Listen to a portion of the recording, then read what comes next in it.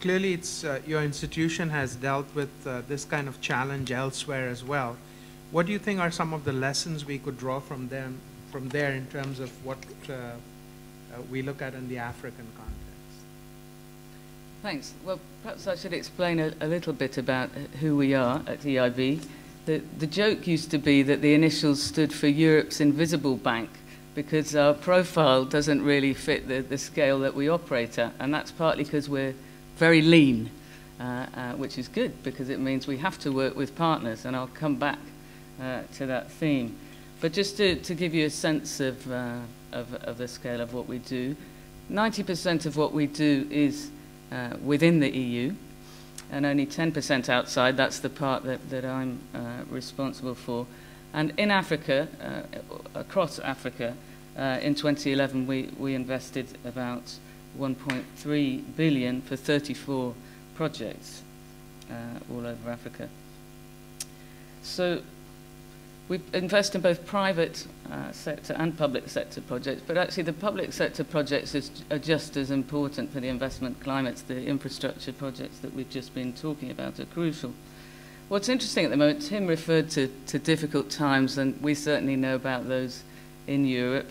There's actually a lot of Afro-optimism around, so obviously this is very encouraging for us, even if in the EU we need to look inward and make sure we draw the lessons looking outward. There really are, I think, some opportunities that weren't there before, and we can look forward to the days when there won't be much need for Tim and me and Kjell, but it will be all down to Suzanne and Adamasu. But I'm not sure how long we're looking forward to that. And within the EU, I would point out that we are still there, even though obviously we have similar investors to our colleagues there. And the reason for that is that there are some things that still won't get done, however well developed the investment climate. For example, areas like climate action, action to tackle climate change. But I wanted to pick up this theme of us being asked as development financing institutions to do the dirty work. And I think that it's a real challenge for us to do that, given that we have relatively few staff. I guess in relation to all of our activities outside the Union, there's probably only about 450 people. We only have, I think we have 7 offices in Africa, quite small, nothing compared to colleagues here. And that means we have to work with others. And the lessons you were asking to draw from our experience is what the EU is all about is it's a regional bloc. However tough that is at the moment, we believe that's the only way.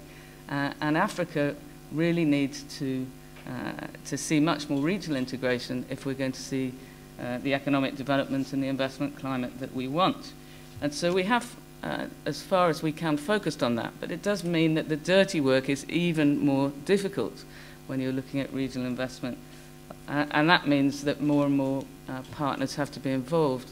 Adamasu mentioned project preparation facilities, and I wanted to mention one key one in the context of regional infrastructure, which involves some of the colleagues here, which is the EU Africa Infrastructure Trust Fund. It's still small in relation to the scale of investment needed. I think we have, can I just check with my colleagues, about 300 million already, and we are anticipating with the big new focus on energy that's coming from the European Commission, that could be doubled or more than doubled, with a particular focus on regional and national energy infrastructure. So there I think we can do a lot of key dirty work, which is all the preparation without which these projects, which are incredibly demanding, regional projects in Africa, will take probably at least 10 years before they can come to the point where they're really bankable.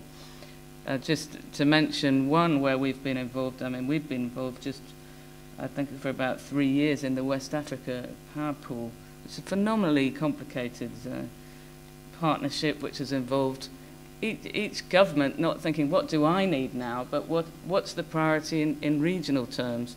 So you can imagine that it's quite tough to overcome those incentives, but we have moved, and we're investing in a number of specific projects in that context, which should make a dramatic difference, including in post-conflict countries like Syria and Liberia, where the energy situation is desperate, and what can you do in the private sector without energy? I'll close just by mentioning one thing which is a great irritation to me. On the other side, I haven't talked about so much. We do a lot of investing through intermediaries in the financial sector into SMEs, because we're too lean to invest in SMEs directly.